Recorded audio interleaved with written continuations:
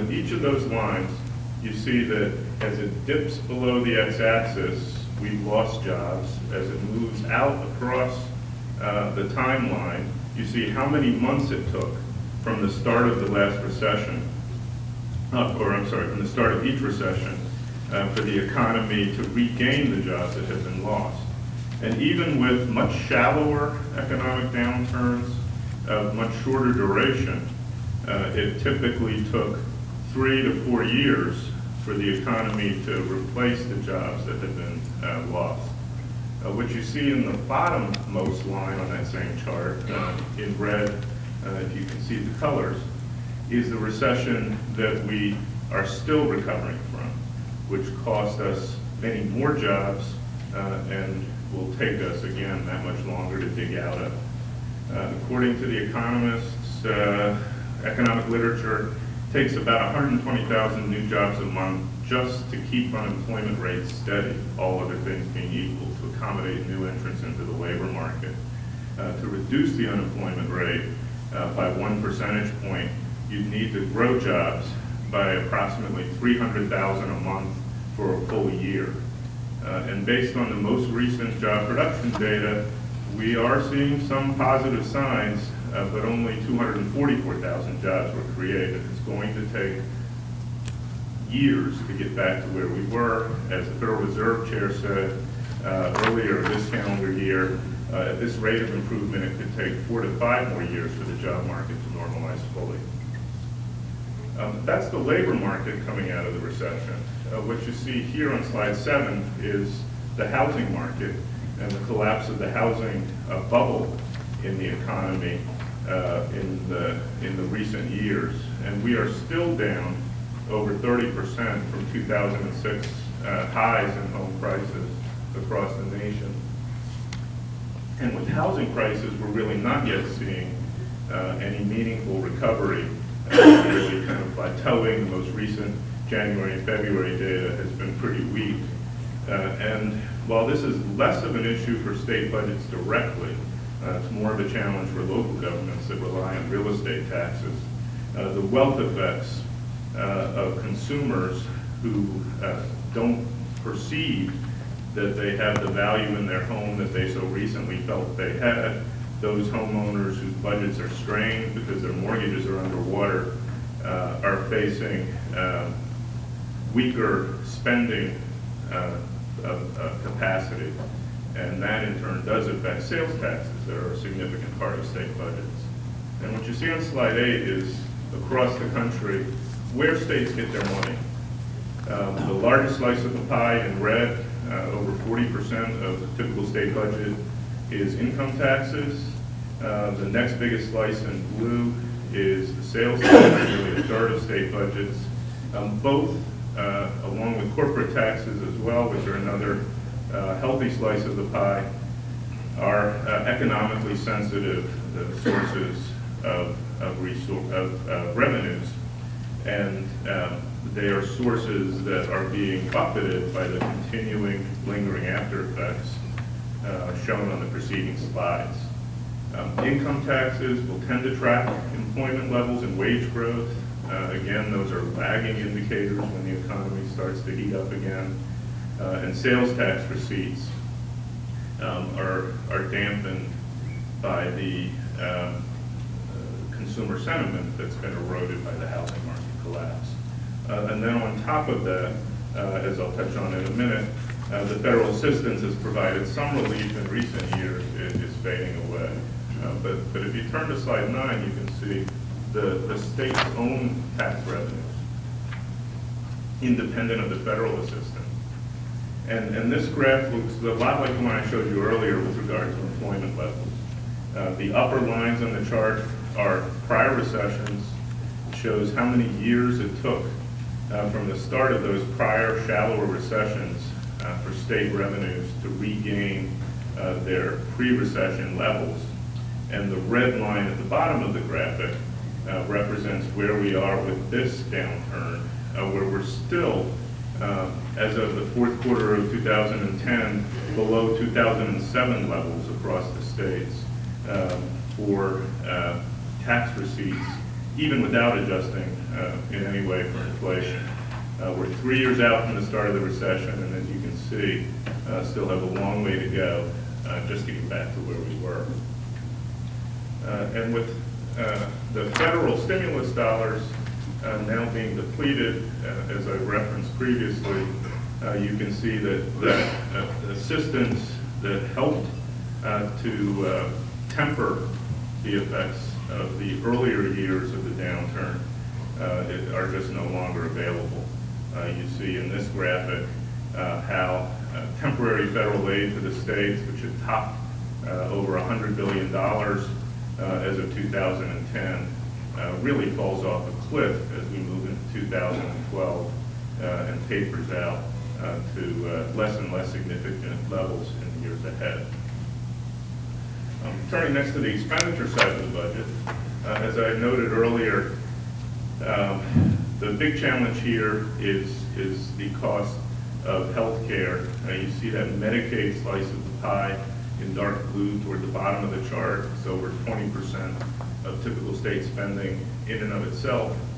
And many of the other components of that pie, particularly where people are involved, are driven in part by healthcare costs associated with an active workforce. And as the sidebar on this slide notes, this has become really the primary driver of long-term fiscal challenges for the state and local government sector. That's a analysis that has been updated as recently as April by the Federal Government Accountability Office, looking at the different trends facing state and local budgets, and the expenditures on Medicaid, the cost of health insurance for state and local retirees are growing much faster than the overall economy. Revenues struggle to keep pace with the economy, and budgets face severe pressure. Turning to slide 12, you can get a feel for some of those healthcare cost pressures. The top line here shows the rate of growth in health premiums across the national economy.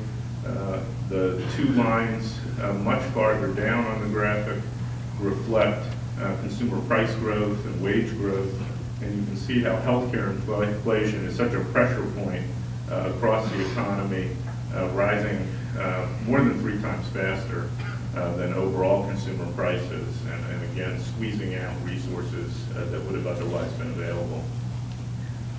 At the same time, pension funding pressures are a significant challenge for the public sector and for state governments in particular. In part, this is a side effect of what would otherwise be good news. We're living longer.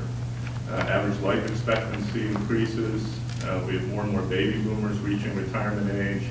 And as a result of those factors, there are more people receiving their pensions for more years of payment.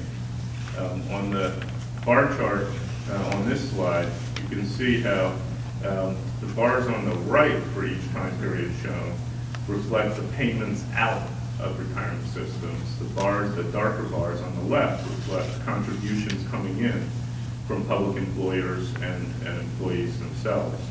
And even 20 years ago, there was more money going into retirement systems than coming out.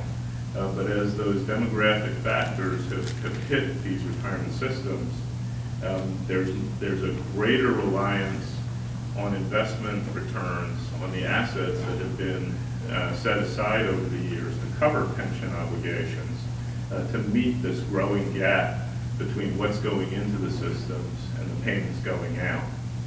And what you see on slide 14 is what we've all seen in probably whatever personal retirement savings we may have, that the effect of this same difficult economic downturn, one of the effects of the same difficult economic downturn was an erosion of that type of asset, those long-term savings here, the holdings and investments of employee retirement systems that were being set aside to provide for that gap, to fill the difference between what's going into these systems and the increasing payments going out.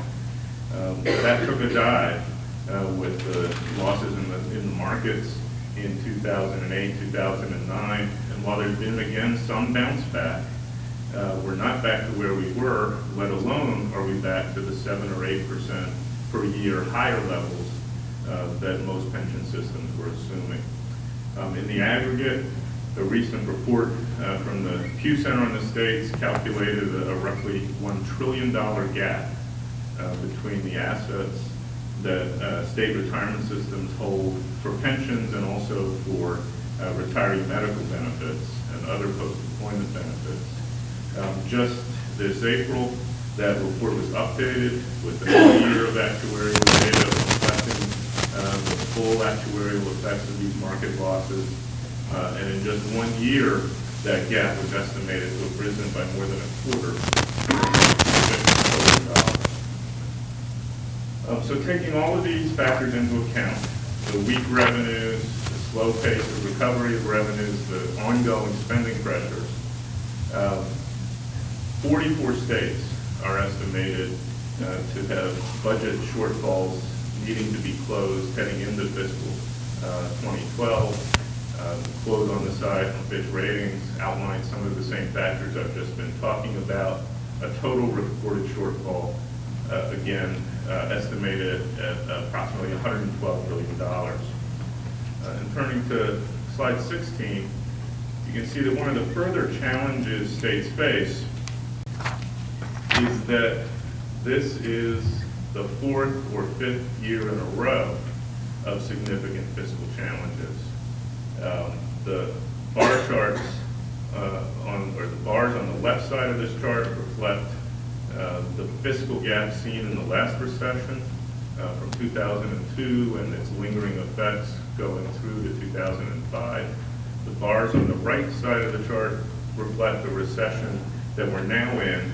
And yes, the aggregate gaps aren't quite as bad as they were, but the cumulative effect of year after year of having to make cuts, draw down on reserves, implement whatever you can to manage through each year's challenges has left many states, again, facing particular challenges getting through yet another year. To reduce these budget gaps, cuts have been an almost inevitable part of the equation. 36 states are projecting lower general fund spending this fiscal year, 2011, than 3 years earlier in 2008. And across the nation, at least 43 states have reported cutting funding for higher education. More than a third of the states have been cutting aid for schools. Programs for the elderly and disabled have been cut in more than half the states. The challenge of living within smaller budgets while the unit costs of service delivery, particularly again in healthcare and for retiree obligations, continue to grow, have just put the squeeze on state budgets generally. In turn,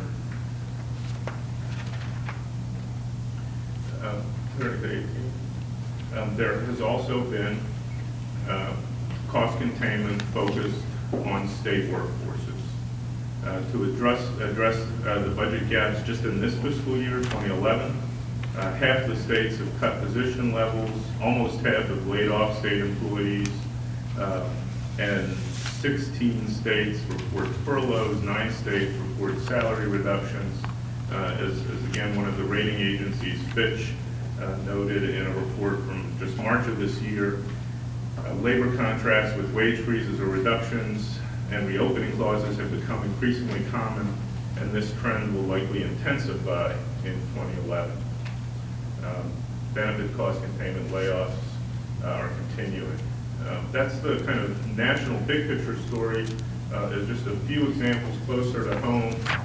Turning to slide 19, I'll touch on what's happening in some of our surrounding neighboring states. And this data is really focused on general state workforces. Later today I'll be speaking more specifically about what's happening with corrections officer contracts. But across all 6 of our neighboring states, while each jurisdiction has its own fiscal factors, its own economic considerations and time